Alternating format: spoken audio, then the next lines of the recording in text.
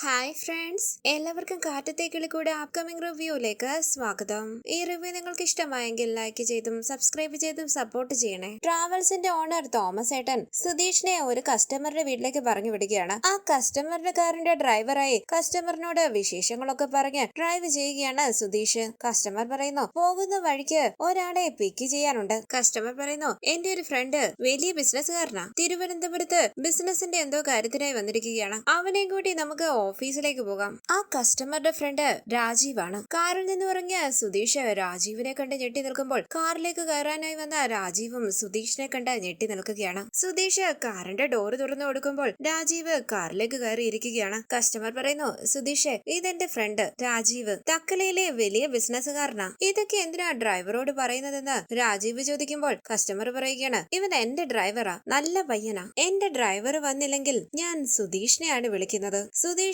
കൂടെ ഉണ്ടെങ്കിൽ എനിക്കൊരു സമാധാനമാ. ഇത് കേട്ടൊന്ന് പതറി രാജീവിനെ ഒന്ന് നോക്കിയിട്ട് സുധീഷ് പറയുന്നു, സർ, നമുക്ക് പോകാം. രാജീവും ഫ്രണ്ടും ബിസിനസ് കാര്യങ്ങൾ സംസാരിച്ചിരിക്കുമ്പോൾ ഡ്രൈവ് ചെയ്യുന്ന സുധീഷ് അവരെ ശ്രദ്ധിക്കുന്നുണ്ട്. രാജീവും ഇടയ്ക്കിടയ്ക്ക് സുധീഷിനെ ശ്രദ്ധിക്കുന്നു. തുടർന്ന് കസ്റ്റമർ പറയുന്നു, സുധീഷേ, എന്നെ വീട്ടിൽ കൊണ്ട് വിട്ടാ മതി, മരുന്ന് കഴിക്കാൻ സമയമാകുന്നുണ്ട്. രാജീവിനെ എവിടാ വിടേണ്ടതെന്ന് വെച്ചാൽ അവിടെ കൊണ്ട് വിട്ടിട്ട് വീട്ടിലേക്ക് വന്നാ മതി. ശരിയെന്ന് സുധീഷ് പറയുമ്പോൾ രാജീവ് പറയുകയാണ്, വേണ്ട, ഞാൻ ആദ്യം ഇറങ്ങാം, നിങ്ങൾ വീട്ടിലേക്ക് പോയിക്കോ. കസ്റ്റമർ പറയുന്നു, രാജീവേ, എന്റെ വീട് പോകുന്ന വഴിയിലല്ലേ. സുധീഷ് സുരക്ഷിതമായി രാജീവിനെ കൊണ്ടുവിടും. ഇവൻ നമ്മുടെ പയ്യനാ. സുധീഷ്, രാജീവിന് ഒരൊറ്റ മോളാ, കൊഞ്ചിച്ച് വളർത്തിയതാ. ഓസ്ട്രേലിയയിലുള്ള ഒരു പയ്യനുമായിട്ട് വിവാഹം ഉറപ്പിച്ചു. പയ്യനെ ഇഷ്ടപ്പെടാതെ അവസാന നിമിഷം രാജീവിന്റെ മോള് ഒരു ഡ്രൈവറുടെ ഒപ്പം ഒളിച്ചോടിപ്പോയി. അന്ന് മുതല് ഡ്രൈവർമാരെ രാജീവിന് ഇഷ്ടമല്ല. രാജീവ് ചോദിക്കുന്നു, ഇപ്പൊ എന്തിനാ ആവശ്യമില്ലാതെ ഈ കാര്യങ്ങളൊക്കെ ഡ്രൈവറിനോട് പറയുന്നത്? കസ്റ്റമർ പറയുകയാണ്, ഇവനെ ഡ്രൈവറായിട്ട് കാണണ്ട, ഇവൻ നമ്മുടെ പയ്യനാ, നമ്മുടെ വീട്ടിലെ ഒരാളെ പോലെ കണ്ടാ മതി,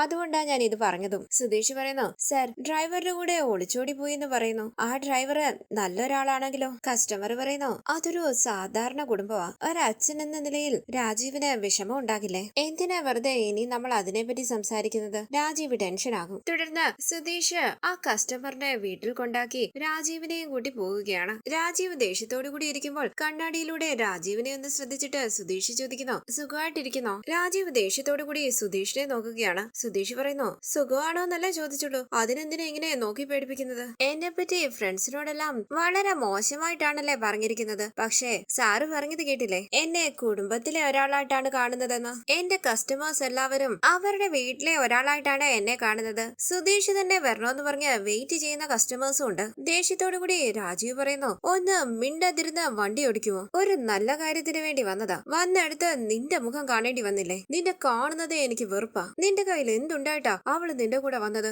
അവളെ നീ എന്ത് പറഞ്ഞ് മയക്കിയെടുത്തതാ? സുധീഷ് പറയുന്നു, 21 വർഷത്തോളം കൊഞ്ചിച്ച് വളർത്തിയതല്ലേ മോളെ, അവൾ അങ്ങനെ വെറുതെ ആരുടെ കൂടെയും പോകില്ലല്ലോ. അവൾ എന്റെ കൂടെ വന്നത് എന്റെ പേഴ്സണാലിറ്റി കണ്ടിട്ടാ, എന്റെ സൗന്ദര്യം കണ്ടിട്ട്, എന്റെ കോമൺ സെൻസ് കണ്ടിട്ട്. ദേ, ഞാൻ ഡ്രൈവ് ചെയ്യുവല്ലേ, എന്റെ സ്റ്റൈലായിട്ടുള്ള ഡ്രൈവിംഗ് കണ്ടിട്ട്. രാജീവ് പറയുന്നു, ശേ, ഇതെല്ലാം കേൾക്കണമെന്നുള്ളത് എന്റെ തലയിലെടുത്ത്. സുധീഷ് പറയുന്നു, ഇതിനൊക്കെ അപ്പുറത്തായി നിങ്ങളെക്കാട്ടിലും നന്നായി ഞാൻ അവളെ സംരക്ഷിക്കുമെന്നുള്ള വിശ്വാസത്തിലാണ് വന്നത്. ദേഷ്യത്തോടു കൂടി രാജീവ് ചോദിക്കുന്നു, എന്താടാ നീ പറഞ്ഞത്? നീ എന്നെക്കാളും നന്നായി എന്റെ മകളെ സംരക്ഷിക്കുമോ? അത്രയ്ക്ക് നിന്റെ കയ്യിൽ എന്താടാ ഉള്ളത്? എന്റെ മോളെ എങ്ങനെയോ മയക്കി എടുത്തതാണ് നീ. കണ്ടാലും മതി, കണ്ട റൗഡിയെ പോലെയുണ്ട്. ഒരു ദിവസം എന്റെ മോള് മനസ്സിലാക്കും നിന്നെ വിശ്വസിക്കാൻ കൊള്ളാത്തവനാണെന്ന്. അപ്പൊ നിന്നെ കളഞ്ഞിട്ട് അവൾ എന്റെ അടുത്തേക്ക് ഓടി വരും. ചിരിച്ചുകൊണ്ട് സുധീഷ് പറയുന്നു, സാറ് ചുമ്മാ കോമഡി പറയാതെ, നിങ്ങളുടെ മകള് യൂണിവേഴ്സിറ്റിയിൽ നിന്ന് ഗോൾഡ് മെഡൽ ഒക്കെ വാങ്ങിയ കുട്ടിയാ. ഏതാ നല്ലത്, ഏതാ നല്ലതല്ലാത്തതെന്നൊക്കെ അവൾക്ക് നന്നായി അറിയാം. അന്ന് പോലീസ് സ്റ്റേഷനിൽ വെച്ച് നിങ്ങൾ കണ്ടതല്ലേ? കരങ്ങി കെഞ്ചി അപേക്ഷിച്ചിട്ടും അവള് നിങ്ങളുടെ കൂടെ വന്നില്ല. 21 വർഷം കൊഞ്ചിച്ചു വളർത്തിയ അച്ഛനെയും അമ്മയും വേണ്ടാന്ന് വെച്ചിട്ട് അവൾ എന്റെ കൂടെ വന്നിട്ടുണ്ടെങ്കിൽ ഞാൻ അവളെ എത്ര കംഫോർട്ടബിൾ ആയിട്ടായിരിക്കും നോക്കുന്നത്? ഇതൊക്കെ ഒന്ന് ആലോചിച്ച് നോക്ക്. ഞങ്ങളുടെ കല്യാണത്തിന് ശേഷം നിധി എത്ര പ്രാവശ്യം നിങ്ങളുടെ അരികിൽ വന്ന് സംസാരിച്ചു? ഒരു പ്രാവശ്യമെങ്കിലും, ഒരേ ഒരു പ്രാവശ്യമെങ്കിലും എന്നെ പറ്റിയോ എന്റെ കുടുംബത്തെ പറ്റിയോ തെറ്റായി എന്തെങ്കിലും നിധി പറഞ്ഞോ? പറയില്ല. കാരണം നിധി നിങ്ങളുടെ വീട്ടിൽ താമസിച്ചതിനേക്കാളിലും സന്തോഷമായിട്ടാണ് എന്റെ വീട്ടിൽ താമസിക്കുന്നത്. നിധി ഇപ്പോൾ നിങ്ങളെക്കാട്ടിലും പ്രാധാന്യം കൊടുക്കുന്നത് എനിക്കും എന്റെ കുടുംബത്തിനുമാണ്. നിധി ഇനി ഒരിക്കലും നിങ്ങളുടെ വീട്ടിലേക്ക് തിരിച്ചു വരില്ല. അങ്ങനെയൊക്കെ നടക്കുമെന്ന് കരുതി സ്വപ്നം പോലും കാണണ്ട സർ. രാജീവ് പറയുന്നു, എടാ, നീ ആടാ സ്വപ്നം കാണുന്നത്? നീ എന്തിനാ അവളോട് ഇത്ര നല്ലവനായി പെരുമാറുന്നെന്ന് എനിക്ക് നന്നായി അറിയാം. അവൾ എനിക്ക് ഒരൊറ്റ മോളാണ്, എന്റെ സ്വത്തുക്കളുടെ അവകാശി കൂടിയാണ് അവൾ. ആ സ്വത്തിന് വേണ്ടിയല്ലേ നീ നിന്റെ കുടുംബവും അവളുടെ മുന്നിൽ നല്ലവരായി അഭിനയിക്കുന്നത്? പറയുന്നത്. നീ വിചാരിക്കുന്നത് ഒരിക്കലും നടക്കില്ല. അവൾ ഉറപ്പായും ഒരു ദിവസം എന്നെ തേടി വരും. അന്ന് ഞാൻ നിന്നെ കാണിച്ചു തരാമടാ. സുധീഷ് പറയുന്നു, സാറ്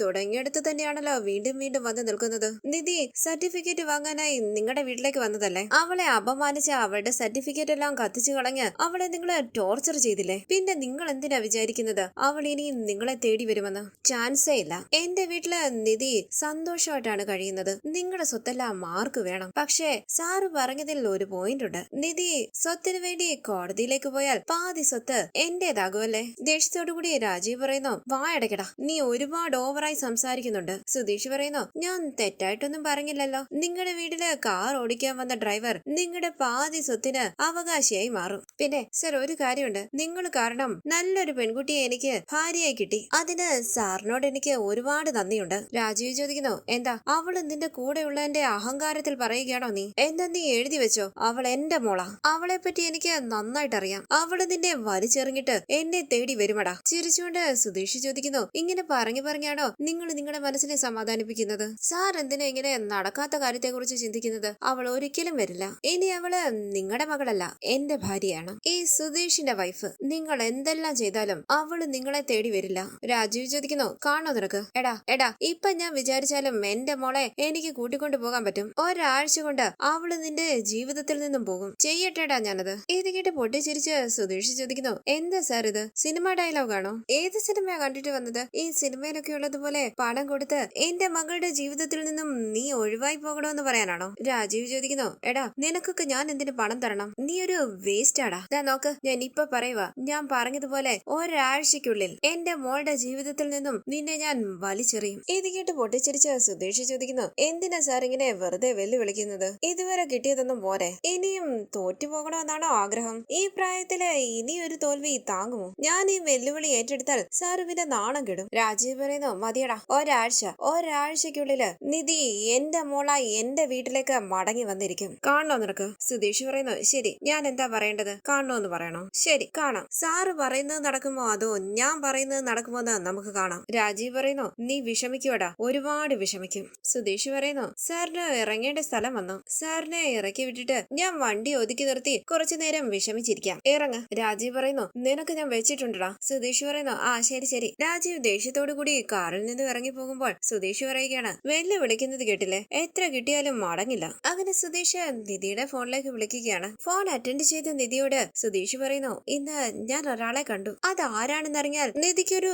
സർപ്രൈസ് ആയിരിക്കും. അത് ആരെയാ കണ്ടതെന്ന് നിധി ചോദിക്കുമ്പോൾ സുധീഷ് പറയുകയാണ്, നിധി ഒന്ന് ഗസ് ചെയ്യ്. നിധിക്ക് വേണ്ടപ്പെട്ട ആള് തന്നെയാ, ചുമ്മാതൊന്ന് ഗസ് ചെയ്യുന്നേ. നിധി പറയുന്നു, എനിക്കറിയില്ല, സുധീഷ് തന്നെ പറ. സുധീഷ് നിധിയുടെ അച്ഛൻ വണ്ടിയിൽ കയറിയ കാര്യം പറയുകയാണ്. ടെൻഷനോടുകൂടി നിധി ചോദിക്കുന്നു, അച്ഛനോ? സുധീഷ് പറയുന്നു, എന്റെ കസ്റ്റമർ പാതി വഴിയിൽ ഇറങ്ങി. പിന്നെ ഞാനും നിധിയുടെ അച്ഛനും കൂടി ഒരു 45 മിനിറ്റ്സിനോളം ട്രാവൽ ചെയ്തു. സത്യമാണോ ഈ പറയുന്നതെന്ന് നിധി ചോദിക്കുമ്പോൾ സുധീഷ് പറയുകയാണ്, സത്യമാ. സംശയം ഉണ്ടെങ്കിൽ നിധിക്ക് അച്ഛനെ വിളിച്ച് ചോദിക്കാം. ടെൻഷനോടുകൂടി നിധി ചോദിക്കുന്നു, അച്ഛൻ തിരുവനന്തപുരത്ത് വന്നിട്ടുണ്ടോ? അപ്പൊ സുധീഷ് പറയുകയാണ്, തിരുവനന്തപുരത്ത് വരാത്ത ആളെ ഞാൻ എങ്ങനെ പിക്കപ്പ് ചെയ്യുന്നത്? നിധി പറയുന്നു, സുധീഷിനോട് സംസാരിച്ചോ? വഴക്കൊന്നും ഉണ്ടാക്കിയില്ലേ? സുധീഷ് പറയുന്നു, നിധിയുടെ അച്ഛൻ എന്നെ ഒരുപാട് ഇറിറ്റേറ്റ് ചെയ്തു. ഞാൻ ഒന്നും പറയാതെ നിധിയുടെ അച്ഛനായതുകൊണ്ട് മിണ്ടാതിരിക്കുകയായിരുന്നു. എന്നെ വല്ലാതെ അപമാനിച്ചു. നിധി വിഷമത്തോടുകൂടി സോറി പറയുമ്പോൾ സുധീഷ് പറയുകയാണ്, സാരമില്ല, ഞാൻ നിധിയുടെ അച്ഛനെ പറഞ്ഞു മനസ്സിലാക്കാൻ ശ്രമിച്ചു. സൂര്യയുമായുള്ള കല്യാണം തീരുമാനിച്ചില്ലായിരുന്നെങ്കിൽ നിധി ഒരിക്കലും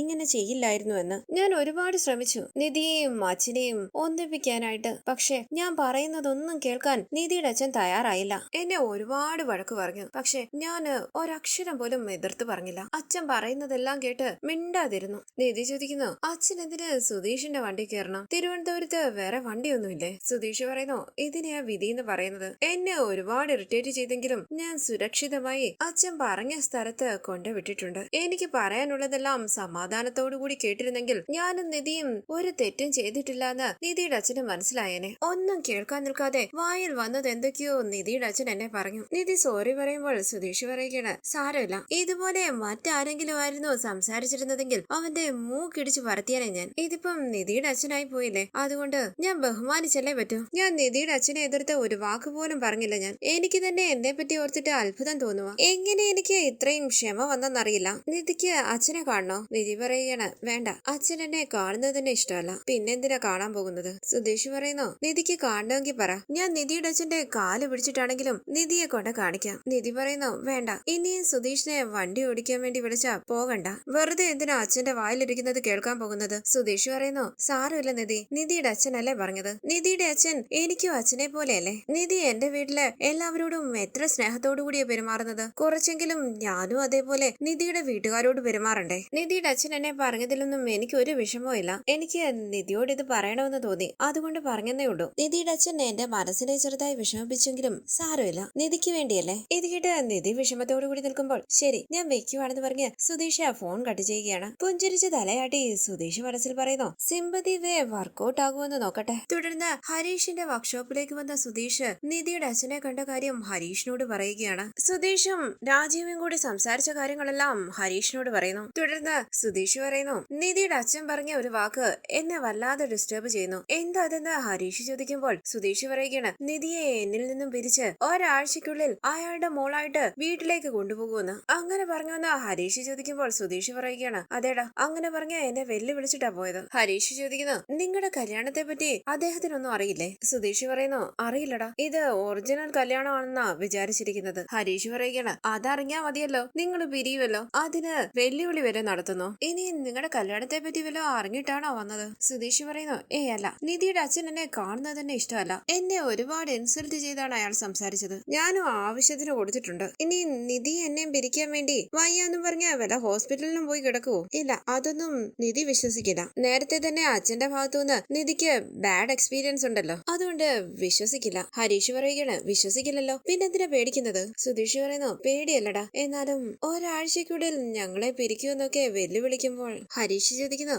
ഏട്ടത്തി പോകില്ല എന്നാ ഉറപ്പാണോ. സുധീഷ് പറയുകയാണ് നിധി പോകും പോകില്ല, അതിന്റെ ഒരു ഇടയ്ക്കാണ് ഞാൻ, നിധി അങ്ങനെയൊന്നും എന്നെ വിട്ടു പോകില്ല. ഹരീഷ് പറയുന്നു ഏട്ടത്തി അങ്ങനെയൊന്നും നമ്മളെ വിട്ടു പോകില്ല, പേടിക്കണ്ട. തുടർന്ന് രാജീവ് ഭാസ്കറിന്റെ വീട് അന്വേഷിച്ച് വരികയാണ്. അരുണിന്റെ ഫോണിലേക്ക് വിളിച്ച് രാജീവ് ചോദിക്കുന്നു അരുണെ ആ വീട് എവിടായിട്ടാ. അരുൺ പറയുകയാണ് അച്ഛാ ആ നാട്ടിലെ ഏറ്റവും മോശം വീടാണത്, ആരോട് ചോദിച്ചാലും പറയും. കിടിക്കൂട്ടിലേക്കുള്ള വഴി പറഞ്ഞു കൊടുക്കുകയാണ് അരുൺ. തുടർന്ന് ഡ്രൈവറോട് ഭാസ്കറിന്റെ വീട് അന്വേഷിക്കാനായി പറയുകയാണ് രാജീവ്. കാറിൽ നിന്ന് ഇറങ്ങിയ ഡ്രൈവർ അവിടെ ഒരു ചേട്ടനോട് ഭാസ്കറിന്റെ വീട് അന്വേഷിക്കുകയാണ്. ഈ സമയം മാവടി വരുന്ന സുഭാഷ് ഡ്രൈവറോട് പറയുന്നു ചേട്ടാ ഭാസ്കറിന് എന്റെ അച്ഛനാ, എന്താ കാര്യം, നിങ്ങൾ ആരാ. സുഭാഷിനെ കണ്ട രാജീവ് കാറിൽ നിന്ന് ഇറങ്ങുമ്പോൾ ഞെട്ടി നിൽക്കുകയാണ് സുഭാഷ്. രാജീവ് അരികിലേക്ക് വരുമ്പോൾ കൈകൂപ്പി സുഭാഷ് പറയുന്നു സർ നമസ്കാരം, സാറ് നിധിയുടെ അച്ഛനല്ലേ. അതേന്ന് രാജീവ് പറയുമ്പോൾ സുഭാഷ് പറയുകയാണ് സുഖമായിട്ടിരിക്കുന്നോ. രാജീവ് പറയുന്നു സുഖമായിട്ടിരിക്കുന്നു, നിങ്ങളോ. സുഭാഷ് പറയുകയാണ് ഞാനും സുഖമായിട്ടിരിക്കുന്നു. രാജീവ് പറയുന്നു ഞാൻ നിധിയെ കാണാൻ വേണ്ടി വന്നതാ, വീടറിയത്തില്ല അതാ അന്വേഷിക്കുന്നത്. സുഭാഷ് പറയുന്നു അതെയോ, നിധി വീട്ടിലുണ്ട്, വാ ഞാൻ കൂട്ടിക്കൊണ്ടു പോകാം. അങ്ങനെ സുഭാഷ് അവരെയും കൂട്ടി വീട്ടിലേക്ക് പോവുകയാണ്. പുറത്തിരിക്കുന്ന ഭാസ്കരൻ മദ്യക്കുപ്പികൾ എണ്ണി നോക്കുകയാണ്. സുഭാഷ് ടെൻഷനോടുകൂടി ഭാസ്കരനെ നോക്കുമ്പോൾ കാറിൽ നിന്ന് ഇറങ്ങിയ രാജീവും ഭാസ്കരനെ ശ്രദ്ധിക്കുകയാണ്. സർ ഒരു മിനിറ്റ് എന്ന് പറഞ്ഞ ഭാസ്കരന്റെ അരികിലേക്ക് ഓടിച്ചെന്ന് സുഭാഷ് ചോദിക്കുന്നു അച്ഛൻ എന്താ ഈ ചെയ്യുന്നത്. ഇതെല്ലാം എടുത്തു മാറ്റെന്ന് പറഞ്ഞ് കുപ്പികളെല്ലാം എടുത്തു മാറ്റുകയാണ് സുഭാഷ്. ഭാസ്കരൻ ചോദിക്കുന്നു എടാ നീ എന്താ ഈ ചെയ്യുന്നത്, ആരാടാ അത്. സുഭാഷ് പറയുന്നു അത് നിധിയുടെ അച്ഛനാ. ഭാസ്കരൻ പറയുകയാണ് ഓ അതിന് ഞാൻ എന്ത് വേണം, നിധിയുടെ അച്ഛൻ വന്നതുകൊണ്ട് എന്റെ സാധനങ്ങളെല്ലാം മാറ്റണോ. രാജീവ് ചുറ്റും നോക്കി ദേഷ്യത്തോടു കൂടി നിൽക്കുന്നു. ഒന്ന് മിണ്ടാതിരിക്കുക അച്ഛാന്ന് പറഞ്ഞ് സുഭാഷ് ഭാസ്കറിന്റെ അരികിൽ നിന്നും രാജീവിന്റെ അരികിലേക്ക് വന്നിട്ട് പറയുന്നു സർ കയറി വരണം. ഭാസ്കറിന്റെ അരികിലേക്ക് വരുമ്പോൾ സുഭാഷ് പറയുന്നു സർ തെറ്റിദ്ധരിക്കല്ലേ, ഇത് ഞങ്ങളുടെ അച്ഛനാ. രാജീവ് നമസ്കാരം പറയുമ്പോൾ ഭാസ്കരനും നമസ്കാരം പറയുകയാണ്. സുഭാഷ് പറയുന്നു സർ ഞാൻ നിധിയെ വിളിക്കാമേ. അങ്ങനെ സുഭാഷ് ഉറക്കെ നിധിയെ വിളിക്കുകയാണ്. നിധി ആരാ വന്നിരിക്കുന്നത് വന്ന് നോക്ക്. നിധി ഉറക്കെ പറയുന്നു ദാ വരുന്നു സുഭാഷ് ഏട്ടാ. വീടി വലിച്ചുകൊണ്ട് രാജീവിന്റെ അരികിലേക്ക് വന്ന ഭാസ്കരൻ ഒരു വീടി രാജീവിന്റെ നേരെ നീട്ടുകയാണ്. ദേഷ്യത്തോടുകൂടി സുഭാഷ് ചോദിക്കുന്നു അച്ഛ എന്താ ഈ ചെയ്യുന്നത്. രാജീവ് ഭാസ്കരനോട് പറയുന്നു വേണ്ട. സുഭാഷ് പറയുന്നു അച്ഛനൊന്ന് പോകുന്നുണ്ടോ. ഇത് കേട്ട് ഭാസ്കരൻ അവിടെ വന്ന് പോകുമ്പോൾ സുഭാഷ് പറയുന്നു സർ അച്ഛൻ അങ്ങനെയാ, തെറ്റിദ്ധരിക്കരുതേ, നിധി ഇപ്പൊ വരും. നിധി മോളെ വേഗം വാ. ഞാൻ വരുവാ സുഭാഷ് ഏട്ടാ എന്ന് പറഞ്ഞ് നിധി പുറത്തേക്ക് ഇറങ്ങി വരുമ്പോൾ സുഭാഷ് പറയുന്നു നിധിക്കൊരു സർപ്രൈസ് കൊടുക്കാം, ഞാൻ സാറിന്റെ മുന്നിലേക്ക് നിൽക്കാം, നിധി വന്നാൽ ഉടനെ ഞാൻ മാറാം. അങ്ങനെ സുഭാഷ് രാജീവിന്റെ മുന്നിലേക്ക് നിന്ന് ഉറക്കെ നിധിന്ന് വിളിക്കുകയാണ്. കുറച്ച് അപ്പുറത്തായി നിൽക്കുന്ന ഭാസ്കരൻ അവരെ ശ്രദ്ധിക്കുന്നുണ്ട്. നിധി പുറത്തേക്ക് ഇറങ്ങി വരുമ്പോൾ നികേഷും പിന്നാലെ വരികയാണ്. നിധിയെ നോക്കി പുഞ്ചിരിച്ച് സുഭാഷ് രാജീവിന്റെ മുന്നിൽ നിന്നും മാറി നിൽക്കുകയാണ്. രാജീവിനെ കണ്ട് ഞെട്ടി വിശ്വസിക്കാനാകാതെ നിൽക്കുകയാണ് നിധി. രാജീവ് പുഞ്ചിരിച്ച് സ്നേഹത്തോടുകൂടി നിധിയെ നോക്കുന്നു. കണ്ണു നിറങ്ങിയ രാജീവ് നിധിന്ന് വിളിക്കുമ്പോൾ സുഭാഷ് പറയുന്നു മോളെ കാണാൻ വേണ്ടിയാ അച്ഛൻ ഇവിടെ വന്നത്. നിധി വിശ്വസിക്കാനാകാതെ രാജീവിന്റെ അരികിലേക്ക് ചെല്ലുകയാണ്. സ്നേഹത്തോടുകൂടി നിധിയുടെ കവിളിൽ പിടിച്ച് രാജീവ് ചോദിക്കുന്നു മോക്ക് സുഖമാണോ. നിധി പറയുന്നു ഞാൻ സുഖമായിട്ടിരിക്കുന്നു അച്ഛാ. അച്ഛൻ എങ്ങനെ ഇവിടെ. രാജീവ് ചോദിക്കുന്നു എന്തൊരു ചോദ്യം ചെയ്തു മോളെ? എന്റെ മോളെ കാണാൻ വേണ്ടിയാ വന്നത്. ഇത് കേട്ട് നിധി കണ്ണു നിറങ്ങി നിൽക്കുമ്പോൾ രാജീവ് ചോദിക്കുന്നു, എന്തു പറ്റിയടാ? പൊട്ടിക്കരഞ്ഞ് രാജീവിനെ കെട്ടിപ്പിടിക്കുകയാണ് നിധി. പുഞ്ചിരിച്ച് സ്നേഹത്തോടുകൂടി നിധിയെ ചേർത്ത് പിടിക്കുകയാണ് രാജീവ്. ഇത് കണ്ട് കണ്ണു നിറങ്ങി സന്തോഷത്തോടുകൂടി നിൽക്കുകയാണ് സുഭാഷും നികേഷും. നിധിയുടെ കണ്ണീര് തുടച്ച് രാജീവ് പറയുന്നു, കരയല്ലേ മോളെ, കരയരുത്. ഭാസ്കരൻ സംശയത്തോടുകൂടി അവരെ തന്നെ നോക്കി നിൽക്കുകയാണ്. സുഭാഷ് പറയുന്നു, നിധി മോളെ അകത്തേക്ക് കൂട്ടിക്കൊണ്ടുപോവാ അച്ഛനെ. സർ അകത്തേക്ക് കയറുവാ. അച്ഛ വാന്ന് പറഞ്ഞ് രാജീവിനെ ചേർത്ത് പിടിച്ച് അകത്തേക്ക് കൂട്ടിക്കൊണ്ടു പോവുകയാണ് നിധി. ഭാസ്കറിന്റെ അരികിലേക്ക് വന്ന നികേഷ് പറയുന്നു, ഇപ്പൊ ബീഡി വലിക്കുന്നതാണോ അത്യാവശ്യ കാര്യം? ഏട്ടത്തിയുടെ അച്ഛൻ ആദ്യമായിട്ട് വീട്ടിലേക്ക് വന്നതാ, ഒന്ന് മര്യാദയ്ക്ക് പെരുമാറിക്കൂടെ? ഇത് കേൾക്കാത്ത രീതിയിൽ ഭാസ്കരൻ ബീഡി വലിക്കുമ്പോൾ നികേഷ് ദേഷ്യത്തോടുകൂടി അകത്തേക്ക് പോവുകയാണ്. അകത്തേക്ക് കയറി വന്ന രാജീവ് ചുറ്റും നോക്കുമ്പോൾ രാജീവിനെ ശ്രദ്ധിക്കുകയാണ് സുഭാഷും നിധിയും. തുടർന്നുള്ള റിവ്യൂവുമായി വീണ്ടും കാണാം. Thank you for watching. Please subscribe, like, share my channel.